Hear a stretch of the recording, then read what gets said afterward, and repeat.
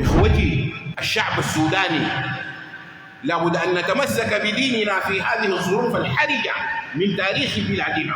كل خير، لكن ديننا، عقيدتنا، ربنا رب العزة والجلال، شريعة محمد صلى الله عليه وسلم، سنته، حاشا وكلا، حاشا ولا، إلا وألف لا. لقد رقد الأنصاري وهو يجود بنفسه وعليه يوم بدر المشرك، فقال يا فلان أترضى أن يكون مكانك محمد؟ قال له في الحالة دي خدتنا الحرب في راسه.